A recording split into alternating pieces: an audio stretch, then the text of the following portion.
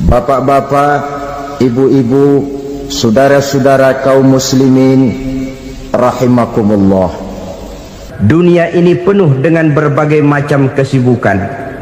Sejak dari petani yang turun ke ladang, pedagang yang berangkat ke pasar, pelajar yang menuju sekolah, sampai kepada pegawai yang berangkat ke kantor, seluruhnya tidak lain untuk mencari sesuatu yang bernama bahagia. Setiap orang menginginkan kebahagiaan, dan tidak seorang pun menginginkan kesengsaraan dalam kehidupan ini.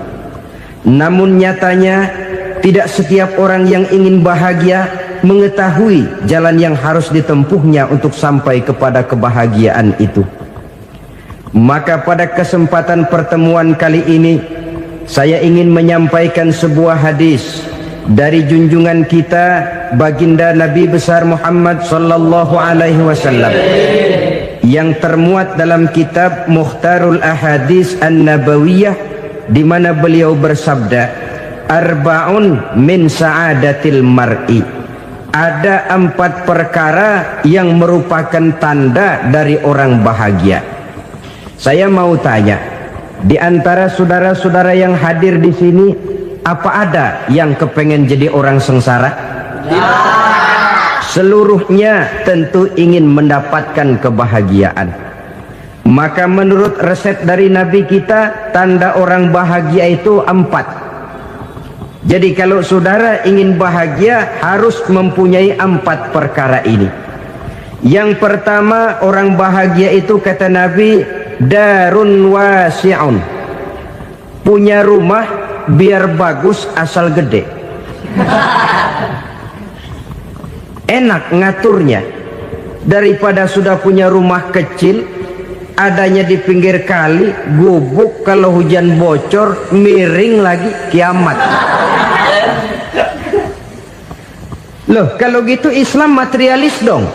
Hadis ini boleh diartikan dengan makna hakiki, arti yang sebenarnya, boleh diartikan dengan makna majazi, arti kiasan. Kalau dia diartikan dengan arti kias, maka yang dimaksud darun wasi'un ay qalbun wasi'un. Rumah yang luas tidak lain daripada hati yang lapang. Karena di situ kunci kebahagiaan yang sebenarnya. Walaupun kita cuma tinggal di petak berukuran 2 kali 3 meter, kalau hati kita luas-luas rasanya rumah itu.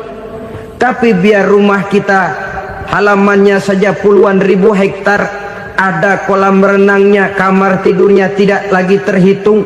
Kalau hati yang menempati rumah itu sempit, maka akan terasa sempit jugalah rumah itu. Tempat bergantungnya tidak lain adalah hati. Marilah kita mencoba melihat berbagai pandangan orang tentang bahagia ini. Ada orang menyangka bahwa bahagia itu kalau dia mendapatkan harta yang sebanyak-banyaknya. Siapa yang banyak harta, dialah raja. Apa yang dia mau, seluruhnya bisa dibeli. Keamanannya, dia bisa menyewa petugas. Seluruh fasilitas untuk menyenangkan kehidupannya bisa dibeli.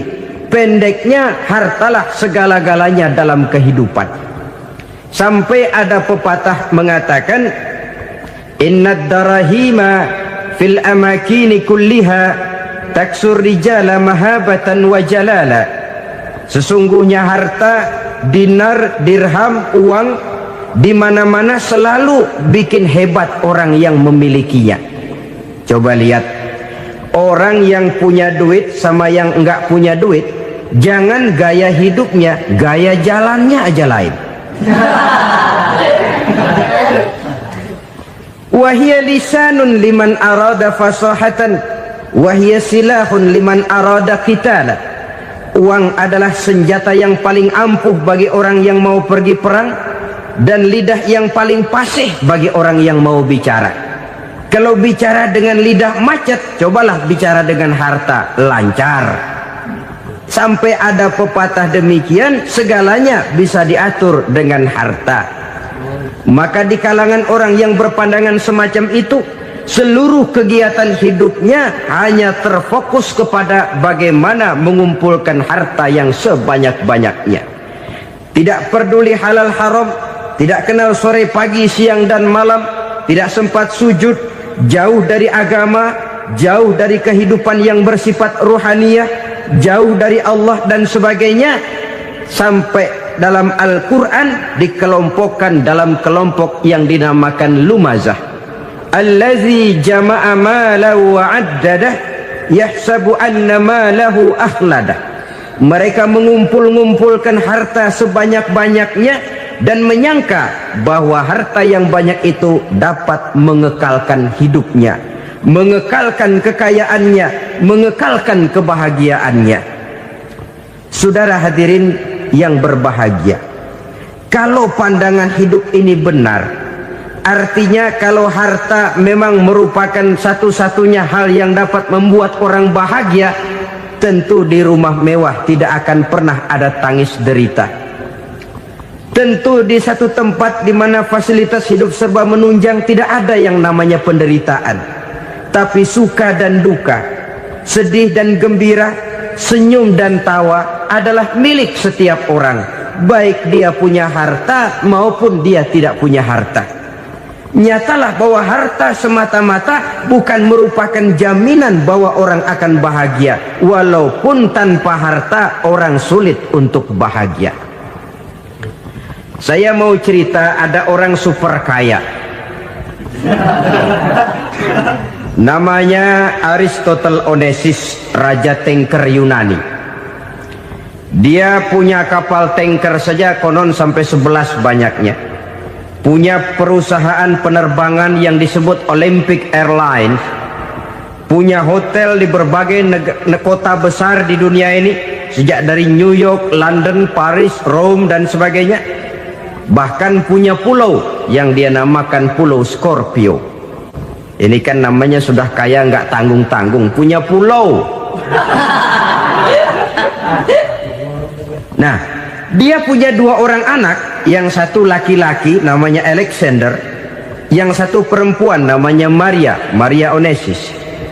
Seluruh harapannya tertumpah kepada anak lakinya Alexander ini, yang akan meneruskan usahanya, meneruskan kekayaannya, meneruskan dinastinya. Apa yang terjadi? Ternyata anak yang dia harapkan yang bernama Alexander ini mati muda dalam kecelakaan pada waktu dia olahraga. Apa olahraganya? Namanya olahraga anak orang kaya, golongan jet set. Olahraganya olahraga pesawat terbang. Jatuh, ya nggak kapungut, habis mati. Tinggal satu anak perempuannya, Maria Onassis. Tapi anak perempuan ini juga malah urakan. Terakhir dia pacaran, bahkan kemudian kawin sama orang Rusia. Rupanya Aristotle Onassis ini broken. Kekayaannya yang berlimpah ruah, perusahaannya yang begitu banyak, siapa yang akan meneruskan? Siapa yang akan menggantikan? Sampai kemudian dia mengurung diri di Pulau Scorpio dan mati di sana secara mengenaskan. Seorang multijutawan, seorang yang super kaya, mati menyendiri di pulau sepi. Ibarat kata pepatah, anak ayam mati di lumbung. Bukan kekurangan makanan, keurugan makanan. Begitu kehidupan Aristotle Onassis.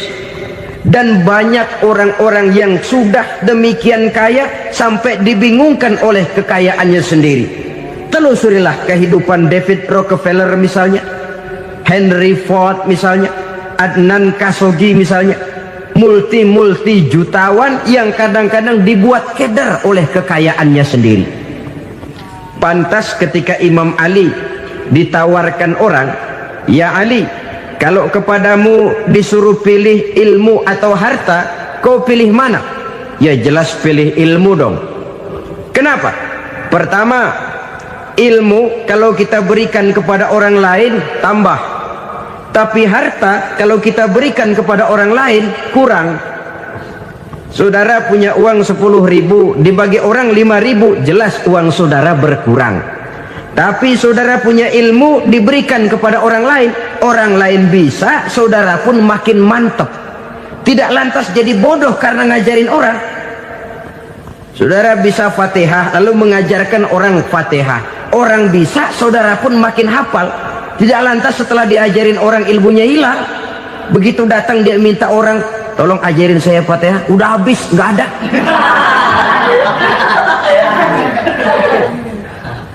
Yang kedua kata Imam Ali, ilmu menjaga kita. Kalau harta, kita yang harus jaga.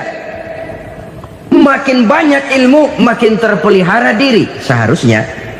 Tetapi makin banyak harta, makin bingung kita jaganya.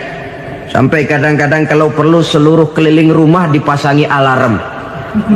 Belum cukup disewakan anjing besar-besar, pasang di depan pintu, awas anjing galak. Masih belum cukup juga, cari centeng tukang-tukang kepruk jaga rumah. Masih terasa belum aman, padahal rumahnya dikelilingi tembok besar. Di balik tembok ada pintu-pintunya tebal. Di balik pintu itu terbuka masuk kamar, kamar pun ada pintunya, pintunya pun kuat. Masuk ke dalam kamar ada lemari, lemarinya pun pintunya kuat, dikunci, kuncinya pun kuat. Tapi terhadap seluruhnya yang timbul cuma sekedar was-was saja. Kesimpulannya sekali lagi, tanpa harta orang memang sulit untuk bahagia. Tapi harta semata-mata tidak merupakan jaminan orang akan bahagia. Dengan hati yang luas, itu modal utama untuk mencapai kebahagiaan hidup. Orang yang hatinya luas, saudara-saudara, punya hati yang lapang, melihat kenyataan hidup ini, dia bersyukur senantiasa kepada Allah. Lantas tidak timbul hasud dan iri hatinya. Oleh karena itu jiwanya selalu lapang. Kalau tidak, cupik hati namanya, dangkal pandangan, tidak senang melihat orang lain dapat nikmat, dan itu sering dijadikan contoh. Kalau orang yang lapang dada, dia lihat tetangganya beli TV baru, dia berkata, alhamdulillah ya, tetangga kita beli TV, mudah-mudahan kita bisa ikut nonton. Lapang dadanya. Tapi orang yang sempit hati, lihat tetangga beli televisi, meriang. Enggak diapa-apain, meriang. Besoknya dengar tetangga beli motor, makin sakit, ke rumah sakit. Lalu di rumah sakit dengar tetangganya beli mobil, mati. Disiksa oleh perasaannya sendiri. Orang kalau hati sudah sempit dalam hidup, kemanapun dia pergi, sempit rasanya medan kehidupannya. Kemudian kita melihat juga ada orang yang menilai bahwa bahagia itu katanya kalau punya kedudukan yang tinggi, pangkat yang agung, wibawa yang besar. Mungkin betul, tapi mungkin juga tidak. Bergantung kepada hati orang yang punya pangkat itu. Sama dengan harta tadi. Harta akan membawa bahagia kalau dia jatuh ke tangan orang yang berhati lapang.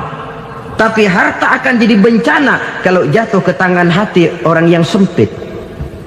Pangkat akan membawa bahaya kalau jatuh di tangan hati orang yang sempit. Lebih dari itu, kenyataan mengajarkan kepada kita bahwa ternyata pangkat dan jabatan tidak selamanya memberikan kebahagiaan dalam kehidupan. Bahkan resikonya kelewat besar. Beberapa bukti kita bisa ambil dari para pemimpin dunia yang menjadi korban lantaran pangkat dan jabatan yang disandangnya. Saudara ingat Presiden Abraham Lincoln dan John Kennedy dari Amerika? Dibunuh orang. Park Chung-hee dari Korea Selatan, Ziaur Rahman dari Bangladesh, Anwar Sadat dari Mesir, terakhir Indira Gandhi dari India, menjadi korban dari pangkat dan jabatan yang disandangnya dari orang-orang yang tidak senang dia memegang jabatan itu. Dia akan mudah mengundang bencana. Sehingga pantas kalau seorang presiden terkemuka Amerika, Harry Truman namanya, dia mengatakan jabatan presiden itu, kata dia, seperti orang nunggang macan, naik macan. Harus kita taiki, kalau enggak dia bakal nerekam kita, ngeri katanya. Adapun orang yang hatinya lapang, Kalau dia menerima pangkat dan jabatan, dianggapnya itu satu kesempatan untuk berbuat baik. Tapi orang yang berhati sempit, menerima pangkat dan jabatan, bukan kadang-kadang menerima, malah berusaha setengah mati mencapai dengan segala cara. Kalau perlu jilat atas, jilat atas. Jadi golongan sumuhun dawu. Jadi kelompok kulon nuwun, yes sir, yang kerjanya cuma oke bos. Kalau perlu jilat atas, jilat atas. Kalau perlu injak yang bawah, injak yang bawah. Perlu sikut kiri kanan, sikut kiri kanan. Yang penting pangkat dapat, jabatan dapat. Orang yang semacam ini, kalau sudah mempunyai pangkat dan jabatan, biasanya dia tidak menganggap itu sebagai amanah, tidak menganggap sebagai kesempatan berbuat baik, tapi malah kesempatan untuk memperturutkan hawa nafsunya yang dilatar belakangi oleh kesempitan hatinya tadi. Apalagi kalau orang memperoleh pangkat karena banyak mengeluarkan uang, seakan-akan pangkat dan jabatan itu sekarang macam proyek pakai tender. Siapa yang berani bayar segini naik, nggak berani minggir. Padahal logikanya, kalau orang mencapai satu jabatan karena banyak mengeluarkan uang, hampir bisa dipastikan bahwa setelah jabatan itu dia pegang, langkah pertama yang akan dilakukannya ialah berusaha bagaimana uang yang dia keluarkan supaya kembali. Ya paling kurang pulang modal dulu dong. Soal mikirin rakyat soal nanti, tapi ini modal harus pulang. Itu celakanya kalau orang memperoleh pangkat dan jabatan cuma karena banyak mengeluarkan uang. Jarang orang yang mempunyai keyakinan dan pandangan bahwa pangkat dan jabatan merupakan amanah. Jadi sekali lagi, pangkat dan jabatan mungkin saja membawa kebahagiaan kalau jatuh ke tangan orang yang berhati lapang. Tapi bisa jadi bencana kalau dia jatuh ke tangan orang yang mempunyai hati yang sempit. Dan lagi-lagi stresnya hati yang lapang. Lalu sebagian orang, saudara, ada yang berpandangan katanya bahagia itu kalau jadi orang terkenal, mempunyai popularitas, menjadi idola di kalangan remaja, di kalangan orang tua, di segala lapisan masyarakat. Padahal makin populer orang, makin terikat dia. Ya kalau macam kita ini kan nggak punya nama, nggak populer, tengah malam buta mau nongkrong di warung Tegal aman. Tapi pangkat, jabatan, kedudukan, popularitas menyebabkan kita diikat dengan berbagai macam peraturan. Cuma mandi sama ke WC saja yang nggak dikawal.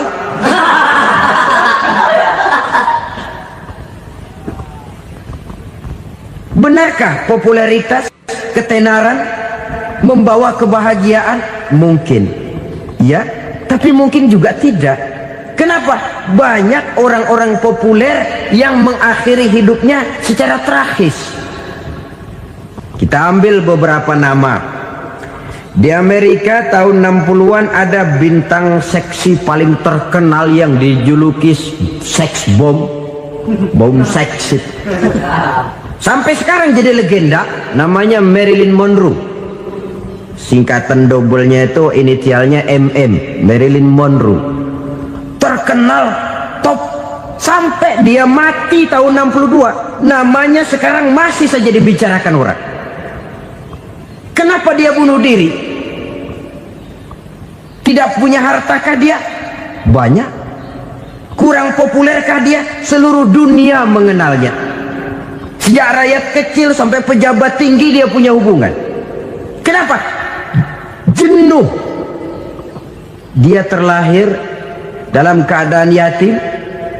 Setelah itu tidak lama dia berangkat remaja, ibunya meninggal. Pindah dari wanita asuh ke wanita asuh sampai 12 orang ibu angkatnya. Dan kekecewaan yang paling parah, setiap laki-laki yang dekat dengannya hanya seperti kapal berlabuh. datang dan pergi silih berganti, padahal dia merindukan seseorang yang bisa melindungi hidupnya. Dia rindukan itu dan dia tidak pernah menemukan. Itu yang akhirnya menyebabkan dia minum pil tidur kelewat dosis, minum obat tidur kebanyakan, ya tidur terus sampai sekarang.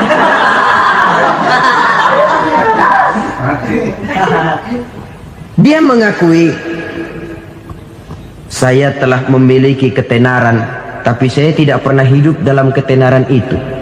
Saya pandai main sandiwara, tapi saya ingin hidup dalam alam yang real sebagaimana umumnya orang. Itu yang dia rindukan. Menyusul jejak yang namanya Marilyn Monroe ini, Billie Holiday, saudara kenal tentu, di rumah sakit dirawat. Dia juga minum obat overdosis, mati lagi. Jimi Hendrix minum obat tidur overdosis kelewat batas, mati lagi. Lalu yang menghanyutkan diri di danau, Janis Joplin dan Brian Jones. Ini orang-orang populer, orang-orang terkemuka yang mengakhiri hidup secara tragis, bukan karena tidak terkenal, mungkin karena sudah saking terkenalnya. Contoh paling belakangan, Bruce Lee. Wah, ini tukang-tukang keprok tentu kenal siapa dia. Sampai sekarang pun tabir kematiannya masih merupakan misteri.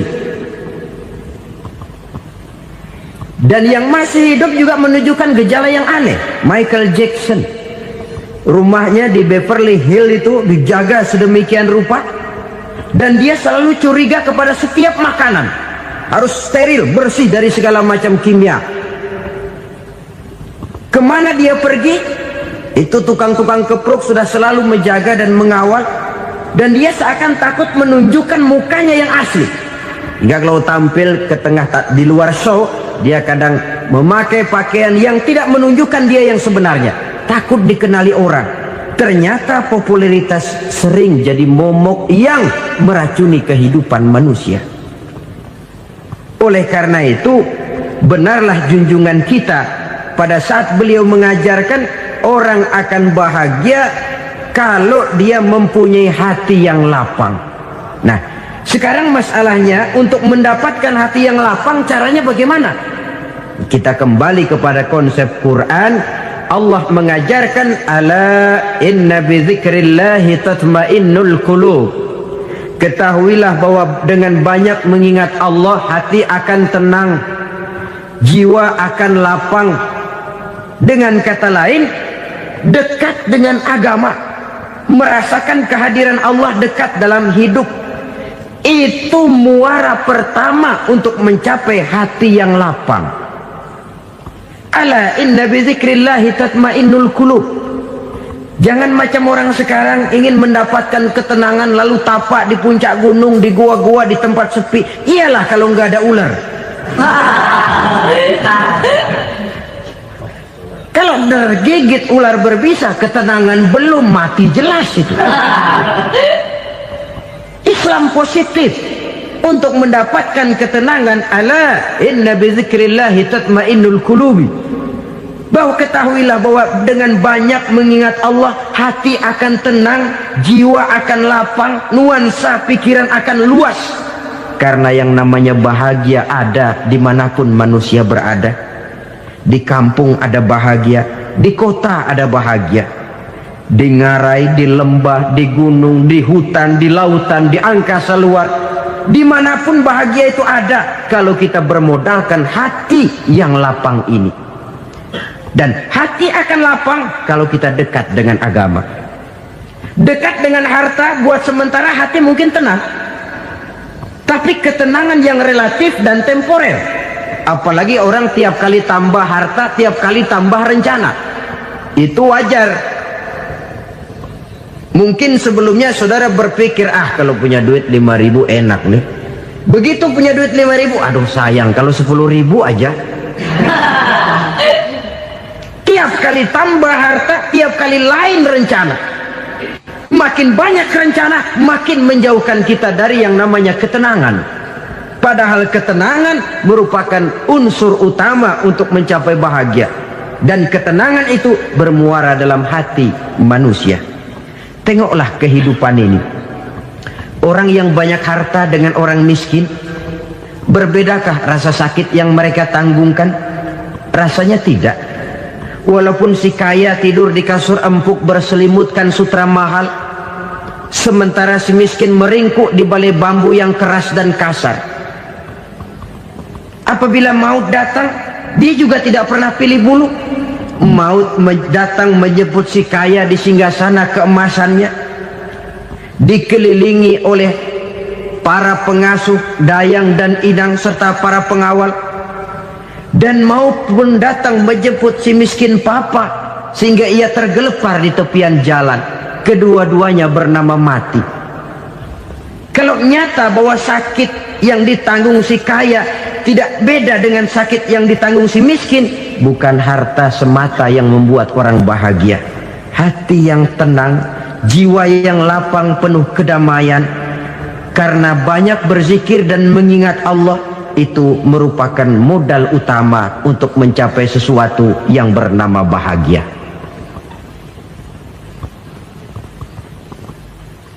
Saudara hadirin yang saya hormati, inilah yang pertama dari 4 ciri yang digambarkan oleh Nabi tentang tanda-tanda orang bahagia. Dan harus berangkat dari yang pertama ini, hati yang lapang. Ini yang harus kita miliki lebih dahulu. Baru nanti akan menyusul kepada poin yang ketiga, kedua, dan selanjutnya. Sebab kalau hati sudah terisi dengan jiwa yang lapang, seluruh persoalan insya Allah akan bisa kita atasi dengan sebagaimana mestinya. Yang kedua sekarang, tanda orang bahagia menurut baginda Nabi, markabun syariah. Orang bahagia itu, kata beliau, punya kendaraan biar cepat asal lancar. Artinya kemana dia mau pergi mudah. Apa maksud hadis ini? Kalau kita kaji lebih dalam, kendaraan itu kan alat transportasi. Transportasi tidak lain adalah usaha memudahkan komunikasi. Pindah dari situ kepada teori bahwa manusia adalah zon political, makhluk bermasyarakat yang tidak bisa memenuhi kebutuhan hidupnya secara sendirian. Kita memerlukan keberadaan orang lain dalam kehidupan ini.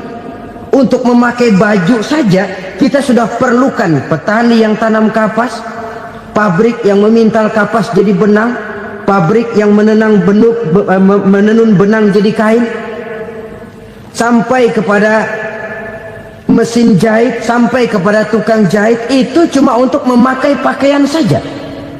Tidak seorang pun di antara kita yang sanggup memenuhi kebutuhan hidupnya secara sendiri. Kita perlu orang lain. Maka kebebasan dalam arti mutlak, kebebasan tanpa batas, itu tidak mungkin ada dalam kehidupan. Karena kita mengadakan yang disebut interaksi sosial.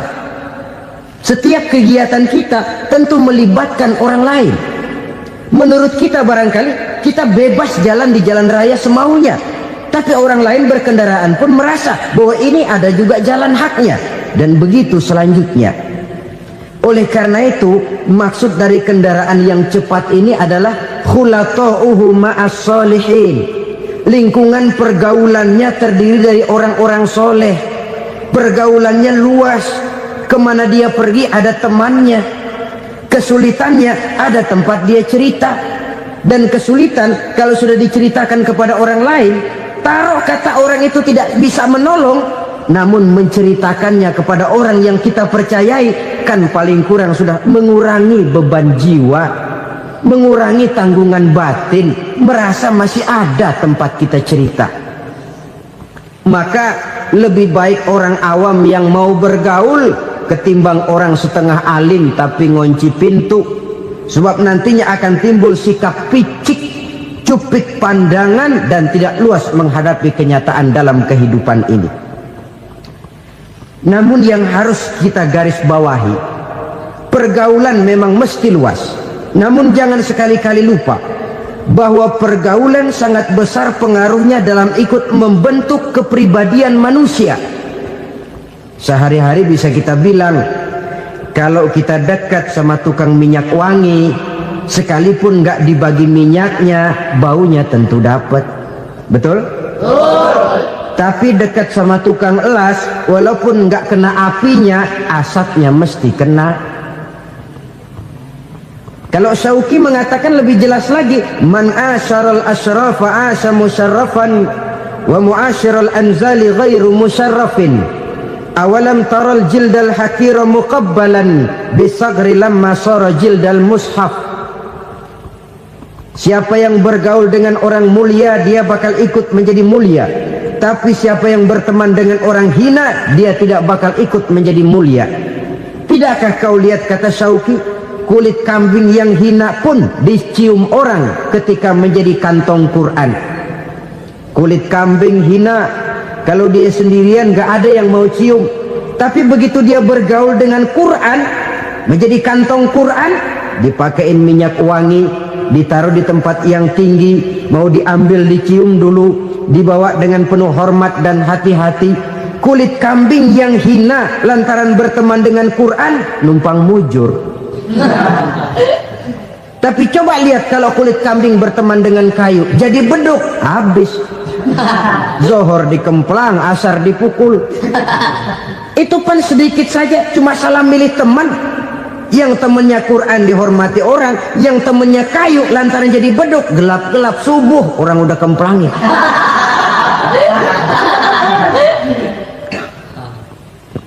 Maka terutama kepada adik-adik remaja yang masih mencari identitas diri, yang ibarat kaset masih kaset kosong, mudah diisi oleh apapun, pandai-pandailah memilih teman dalam bergaul. Karena banyak orang yang tadinya baik-baik, ketika terseret dalam pergaulan dengan orang yang tidak baik, kebaikannya menjadi lentur dan luntur. Tapi berapa banyak bajingan-bajingan tengik, orang-orang yang berlumur noda dan dosa, tiap hari melakukan maksiat, namun bergaul dengan orang yang baik-baik, pada akhirnya sedikit demi sedikit beringsut dan berangsur dia terbiasa mengikuti kebaikan-kebaikan. Saya tekankan ini kepada remaja karena mereka masih mencari identitas diri. Apa yang mereka lihat mereka mau, apa yang mereka dengar mereka ingin tahu. Coba lihat kehidupan remaja. Pulang nonton film Rambo, pengen jadi Rambo, gagah, maunya belekai melulu. Pulang nonton film Superman, pengen bisa terbang. Pulang nonton India, nyanyi melulu. Wajar, mereka masih mencari identitas diri. Saya ini sebenarnya siapa? Lingkungan, pergaulan akan membentuk itu. Karena itu pandai-pandailah bergaul, karena ia sangat besar pengaruhnya dalam ikut membentuk kepribadian manusia. Apalagi sifat yang jelek lebih cepat menularnya ketimbang sifat yang baik. Sifat yang baik, watak yang soleh itu lambat sekali untuk menular. Tapi yang tidak baik, kan prosesnya mah kalau remaja biasanya mula-mula dengar. Karena dengar lalu pengen tahu. Karena pengen tahu lalu ngeliatin. Begitu ngeliatin kan pengen nyobain. Setelah nyobain ketagihan. Nah, ini prosesnya. Yang namanya ganja, morfin, narkotik awalnya kan begitu. Mula-mula dengar katanya kalau sudah fly to the sky, sudah melayang ke langit katanya, disitulah puncak kebahagiaan. Mulanya cuma dengar. Karena dengar pengen tahu. Karena pengen tahu lalu ngeliat, kumpul sama orang yang suka ngeganja. Setelah ngeliat, nah pengen ngerasain. Begitu ngerasain enak juga, ketagihan. Kalau sudah ketagihan jadi penyakit kronis, bisa merembet kepada yang lain. Iya, kalau orang tuanya mampu untuk beli morfin, beli ganja. Kalau tidak kan pikirannya ngayap, jemuran siapa ya gue sabet. Timbullah perbuatan-perbuatan negatif yang bermula dari salah pergaulan. Apalagi buat adik-adik remaja yang tinggal di kota-kota besar, yang pengaruh budaya, pengaruh kesenian, pengaruh struktur kehidupan yang nampak makin individualistis, di mana persaingan tajam, tensi ekonomi tinggi, orang mudah mengalami stres. Pandai-pandailah dalam bergaul, sekali lagi, karena ia sangat besar pengaruhnya dalam ikut membentuk kepribadian manusia. Orang bahagia punya kendaraan yang cepat, artinya punya pergaulan yang luas, dan lingkungan pergaulannya terdiri dari orang-orang yang soleh. Kemana dia pergi, ada teman. Kesulitannya, ada tempat dia cerita. Tapi kalau sudah menyendiri, hidup sendiri, kesulitan dipikiri sendiri, bisa mati belum waktunya.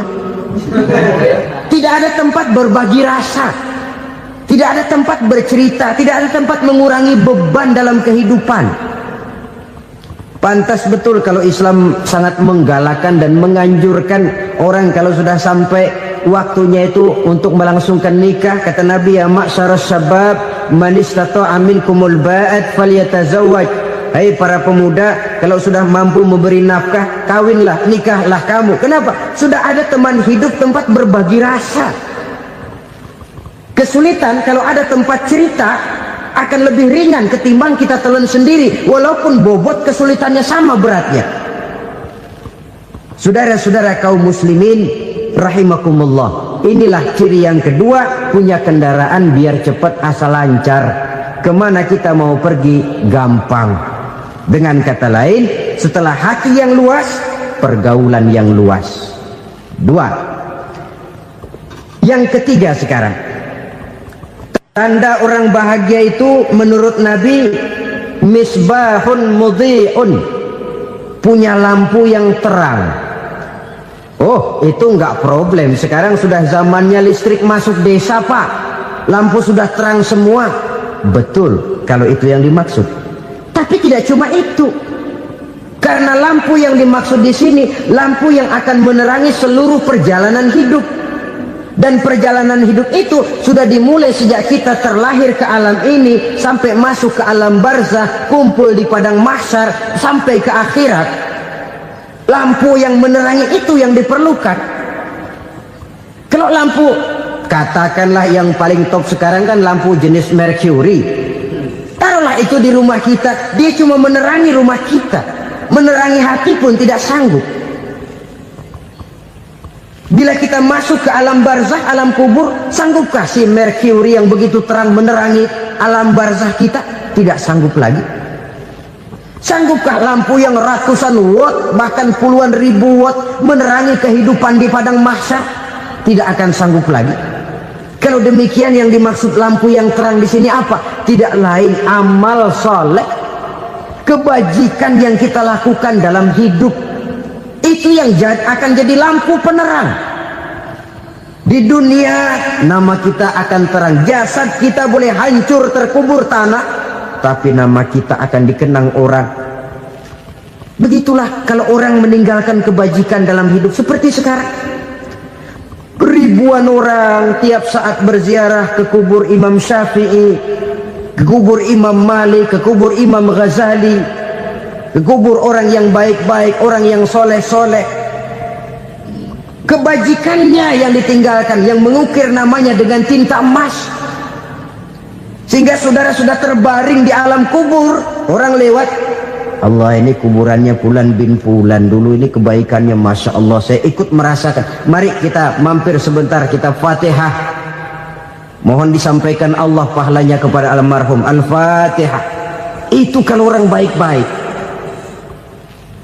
Lalu saudara tanya, Pak, orang mati dikirimin Fatihah apa nyampe pahalanya? Saya jawab, kalau saudara nggak percaya, mati dulu dah. Nanti saya Fatihain, tungguin di sana. Umpama nggak sampai, balik lagi kemari. Sekarang ini kan maunya otak-otakan saja. Kalau nggak masuk otak, nggak percaya. Padahal alam gaib itu nggak bisa diotak-otakin.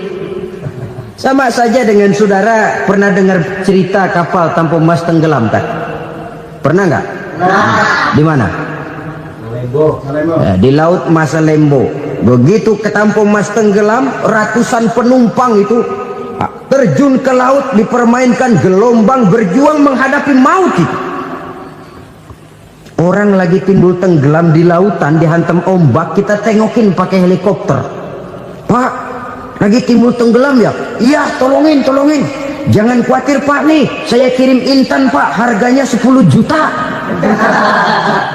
Kira-kira orang yang timbul tenggelam di laut seneng nggak? Tidak. Kan mahal toh intan 10 juta. Kenapa dia nggak senang? Karena intan 10 juta dalam kondisi seperti itu tidak sanggup menyelamatkan dia. Dia akan girang kalau dikirimin ban mobil bekas, dikirimin papan terentang atau bambu. Intan yang 10 juta dia nggak girang, ban mobil bekas yang 1000 perak tuh pegang, itu yang dia girang betul. Inilah sebabnya Nabi berkata, mal mayyitu fi qabrihi illa kal ghariqil mutaghawwis. Orang yang meninggal di alam kuburnya seperti orang timbul tenggelam di lautan. Yantaziru da'watan min ahli, menunggu doa dari keluarganya yang masih hidup. Duh, bapak saya sudah meninggal, saya sayang benar sama dia. Kirimin kulkas ke kuburannya Itu sama saja dengan tadi orang tenggelam di lautan dikirimi intan yang harganya 10 juta, tidak sampai. Begitulah kalau kebajikan yang kita tinggalkan dalam hidup, sudah mati pun kubur kita masih diziarahi orang. Tapi kalau jahat yang kita tinggalkan, boro-boro lah orang mau doa lewat dekat kuburan kita juga serem. Tuh bajingan no, dulu mati dipendem di situ tuh. Jangan lewat situ, ntar kesurupan, jangan. Lewat saja orang ngeri. Konon lagi membacakan Fatihah dan mengirimkan doa. Hidup pada hakikatnya adalah kesempatan untuk berbuat baik. Maka sekali kesempatan itu diberikan, manfaatkan dengan sebaiknya. Sebab kesempatan kedua tidak akan pernah ada. Kesempatan berbuat baik di sini, di akhirat sudah pembalasan namanya. Sekali kesempatan itu dicabut, dia tidak akan pernah dikembalikan lagi. Kata Iqbal, hidup tidak mundur ke belakang, Bung. Berhenti diinjak orang, mundur hancur. Tidak ada kata mundur dalam hidup ini. Berhenti diinjak orang, mundur kecebur. Tidak ada kata lain. Harus maju dalam kehidupan, dalam artian yang positif. Hidup adalah kesempatan untuk mengumpulkan kebajikan yang sebanyak-banyaknya. Di situ nilai daripada manusia. Sekarang ini memang nggak kelihatan kok, orang yang banyak pahala sama yang banyak dosa nggak kelihatan kok. Barangkali kalau habis bikin dosa palanya pada benjol, mungkin orang takut sama dosa. Tapi sekarang sama saja, orang yang banyak dosa dengan yang nggak banyak dosa jalan bareng dari belakang, sama, nggak kelihatan beda. Tapi ada waktunya di mana pahala memegang peranan, di mana dosa diperlihatkan. Sama saja kalau kita bawa mobil siang, lampu kan nggak begitu berfungsi. Apa lalu bilang, alah ini lampu berat-beratin, copot-copotin aja dah. Tidak perlu begitu. Kenapa? Pada suatu saat malam senja akan datang. Bila matahari terbenam, senja pun datang, gelap mulai merayap, disitulah baru terasa perlunya lampu. Pahala begitu. Sekarang orang yang nggak ada pahalanya nggak kelihatan dalam kehidupan. Tapi pada suatu saat senja kehidupan akan datang. Ajal merenggut nyawa, malam merayap, dan hidup mulai diliputi kegelapan di alam barzakh. Dikala itu kalau nggak punya lampu, alangkah malangnya kita. Sebab amal yang baik, kata Nabi, di alam barzakh itu akan diciptakan menjadi perempuan yang cantik menemani kita. Amal yang jahat akan menjadi orang yang paling jelek nemenin kita. Udah di tempat gelap yang nemenin jelek.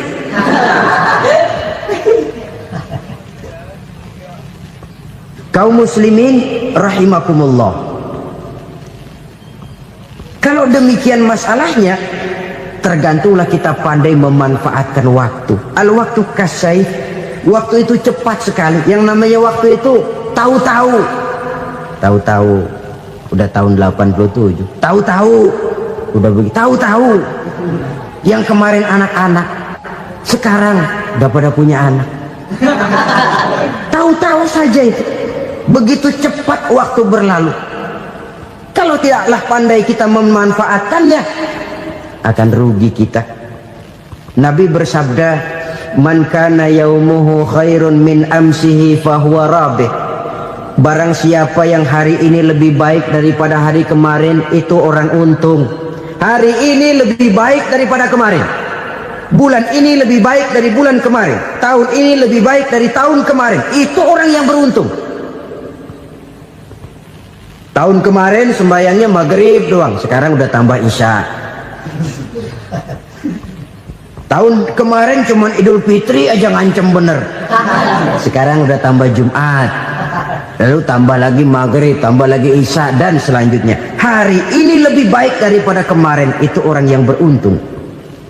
Wa man kana yaumuhu mislu amsihi fahuwa khasir. Lalu barang siapa yang hari ini sama saja dengan hari kemarin, itu orang rugi. Hari ini sama dengan kemarin, rugi itu. Bulan ini begitu, bulan kemarin begitu, tahun ini begitu, tahun lalu juga begitu. Rugi itu orang.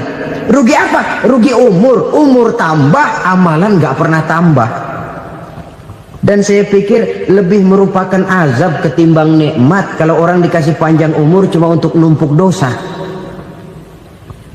Mending mana? Panjang umur banyak dosa sama pendek umur dikit dosa? Mending mana? Mending mana? Ya, paling mending tentu panjang umur banyak pahala. Tapi kalau tidak, sekali lagi, lebih merupakan azab ketimbang nikmat kalau orang diberikan panjang umur tapi cuma untuk sekedar menumpuk dosa. Kehilangan kesadaran bahwa dunia bukan terminal akhir dari satu perjalanan. Dia cuma halte di mana kita berhenti sebentar untuk menuju kepada terminal yang hakiki.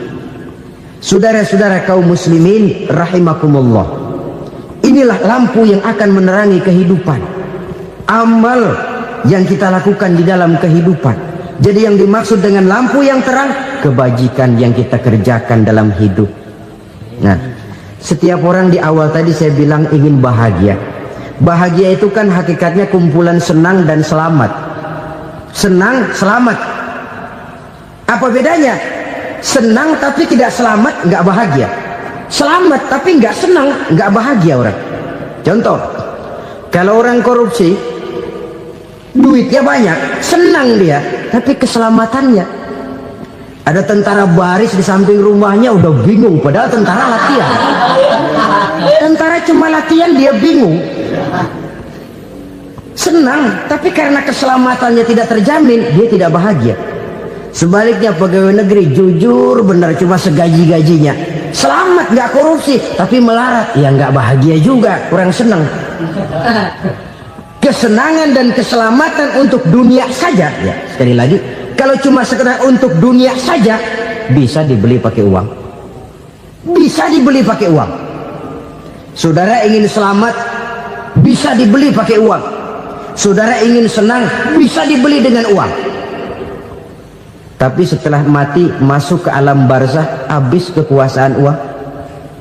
Nggak bisa lagi beli keselamatan pakai uang, tidak mungkin lagi membeli kesenangan dengan uang. Di situ pahala yang megang peranan. Makin banyak pahala, makin banyak saham untuk membeli kesenangan dan keselamatan, untuk memperoleh yang namanya bahagia. Dan jangan lupa loh, di alam barzah kita nggak sebentar, menunggu datangnya kiamat. Loh iya, kalau kita begitu dikuburin terus kiamat datang, untung. Tapi kalau masih harus 1000, 2000, puluhan ribu tahun yang akan datang, dalam satu penantian yang begitu lama, tanpa saham untuk memperoleh kebahagiaan, satu kemalangan yang tidak ada pernah putus-putusnya. Janganlah tergelincir oleh kebahagiaan sebentar yang menipu dengan mengorbankan kebahagiaan hakiki yang berjangka panjang. Apa artinya senyum sejenak kalau harus ditebus dengan tangis seumur hidup? Biarlah kita minum jamu, pahit memang, getir memang, tapi kan besok badan sehat. Daripada sekarang minum sirup, manis memang, enak memang, tapi bibir pada jontor besoknya. Sirawan, batuk, nggak karu-karuan. Banyak orang tertipu oleh kesenangan yang sebentar, padahal laisa kullu ma yalma'u zahaban. Belum tentu semua yang berkilat itu emas, belum tentu semua yang gemerlap itu intan. Karena itu marilah manfaatkan kesempatan yang diberikan Allah ini untuk mengumpulkan kebajikan yang sebanyak-banyaknya. Yang terakhir sekarang, yang keempat, tanda orang bahagia kata Nabi. Zaujatun salihah. Orang bahagia itu tanda yang keempat kata Nabi, punya istri biar cakep asal taat. Sudah surga itu sudah. Cakep taat. Istri kayak gitu, kalau belum mati jangan dikuburin dulu. Sudah cakep taat lagi, tapi kadang-kadang enggak, udah jelek ngadat melulu. Apa yang mau dipilih? Sebab itu Quran mengatakan istri pakaian untuk suami, suami pakaian untuk istri. Kenapa suami istri diibaratkan pakaian? Alangkah tingginya gaya bahasa Quran ini. Suami istri teman hidup, hidup perjalanan panjang. Sejak kita dalam rahim sudah ada hidup kan di sini. Sampai ke alam dunia, masuk ke alam barzah, kumpul di padang mahsyar, sampai menuju akhirat, itu perjalanan hidup. Carilah istri atau suami teman hidup yang membawa manfaat tidak hanya kehidupan di dunia ini, sampai di alam barzah, sampai di padang mahsyar. Suaminya mungkin meninggal lebih dulu, atau istrinya mungkin meninggal lebih dulu, tapi suami atau istri yang masih hidup berbuat kebajikan. Suami saya meninggal, ada hartanya, saya sedekahkan, niat pahala untuk almarhum suami saya. Ini teman hidup, tidak dibatasi dan tidak bisa dipisahkan oleh maut sekalipun. Zohirnya mungkin pisah, badannya mungkin pisah, tapi hatinya, jiwanya, kebersamaannya dalam menghadapi kehidupan. Karena itu saudara-saudara, bahasa Quran indah. Suami istri diibaratkan seperti pakaian. Apa fungsi pakaian? Pertama, pakaian jadi kebanggaan. Artinya suami harus menjadi kebanggaan istri, istri harus jadi kebanggaan suami. Yang kedua, pakaian itu kan fungsinya menutup aurat. Artinya sesama suami istri harus saling menjaga kekurangan masing-masing. Jangan malah sesama suami istri saling membongkar rahasia dan aibnya sendiri-sendiri. Istrinya diceritain jeleknya di mana-mana, atau suaminya dibongkar rahasianya di pasar umum. Itu sudah tidak lagi berfungsi sebagai pakaian. Kenapa semua ini diperlukan? Karena kita menyadari bangsa yang baik terdiri dari masyarakat yang baik. Masyarakat yang baik merupakan susunan dari warga yang baik. Warga yang baik adalah terdiri dari rumah tangga yang baik. Dan rumah tangga yang baik merupakan susunan dari pribadi yang baik. Dari situ langkah dimulai. Membangun satu bangsa yang baik diawali dengan membangun rumah tangga yang baik, dengan menciptakan pribadi-pribadi yang baik. Sehingga dari sini diharapkan berkembanglah nilai-nilai kebaikan. Orang akan bahagia mempunyai istri yang soleh. Kenapa? Tidak ada seorang suami bisa sukses jadi apapun dia, apapun profesinya. Dokterkah, kiaikah, mubalikah, petanikah, pengusahakah, pejabat tinggikah, tidak ada seorang suami yang bisa sukses tanpa peran serta istrinya. Walaupun memang peranan itu tidak begitu kelihatan, tapi sangat menentukan. Karena itu, saudara hadirin yang saya hormati, Islam sangat menghargai kaum wanita, memberikan kedudukan yang tinggi sepanjang tidak mematikan kodrat kewanitaannya. Nah, kalau sudah kesuksesan ini diawali dari rumah tangga, karier di masyarakat mudah untuk dikejar. Tapi keberantakan di rumah tangga merupakan kegagalan pertama di tempat lain. Nah, inilah saja yang dapat Al-Fakir sampaikan pada pertemuan kali ini.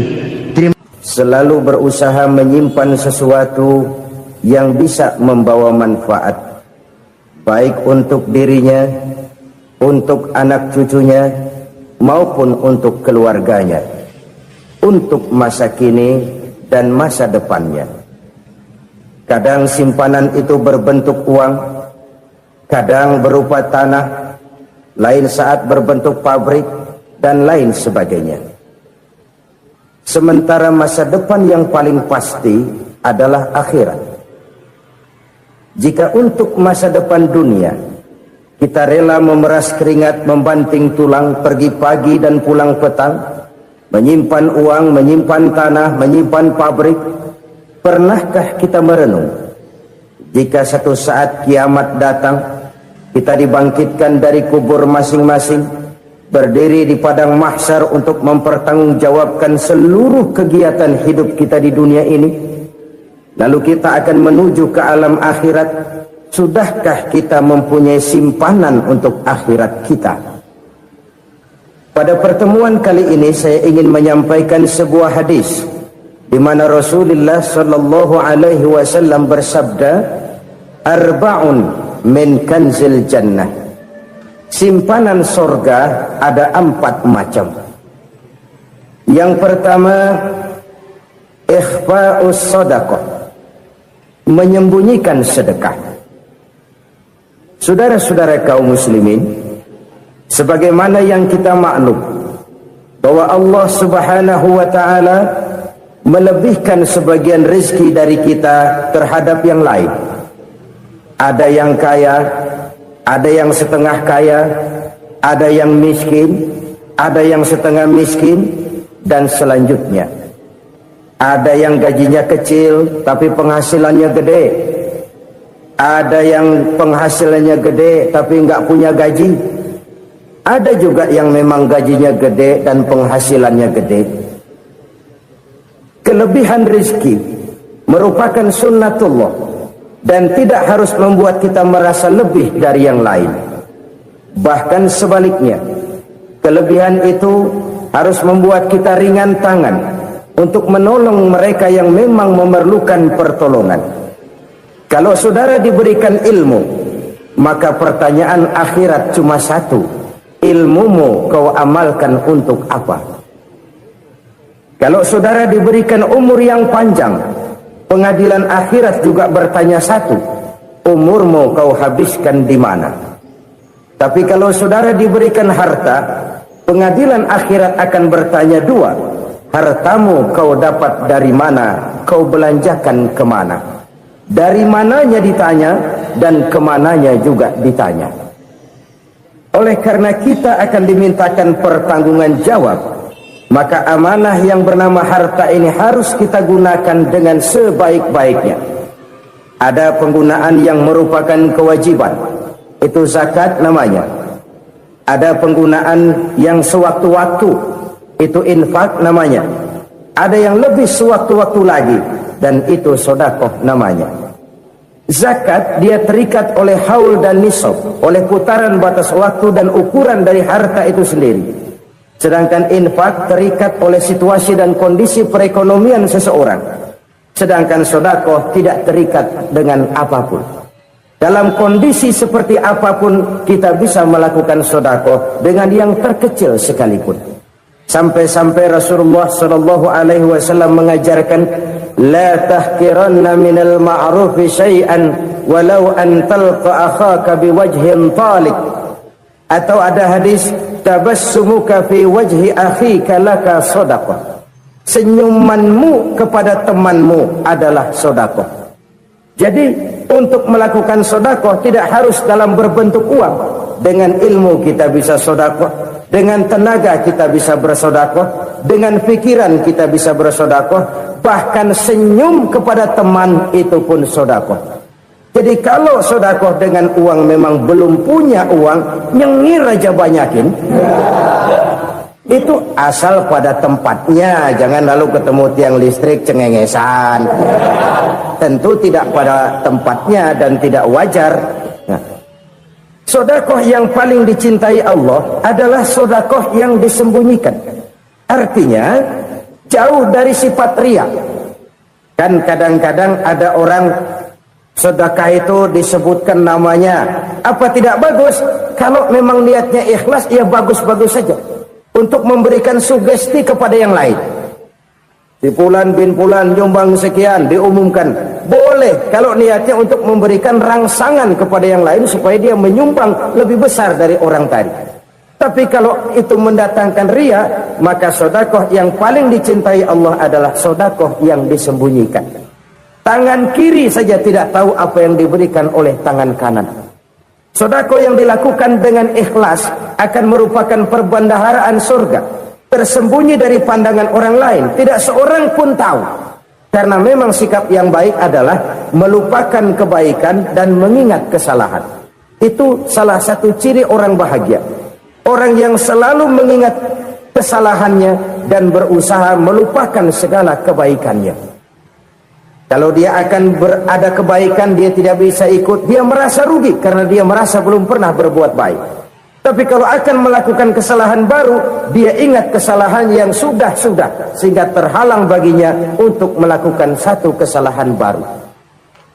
Demikianlah saudara-saudara, bahwa Allah melebihkan rizki sebagian kita dari yang lain, agar terjadi tolong-menolong dalam kehidupan ini.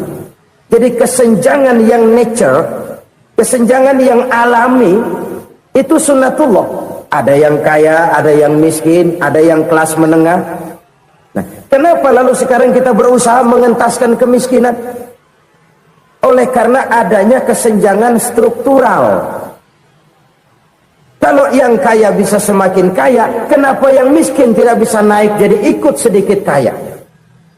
Sebab pada dasarnya Islam adalah agama yang sejak turunnya sudah berupaya memerangi kemiskinan. Bahkan dikatakan kemiskinan itu mendekatkan kepada kekufuran. Orang kalau miskin udah dekat banget sama kafir. Gampang menjadi kafir.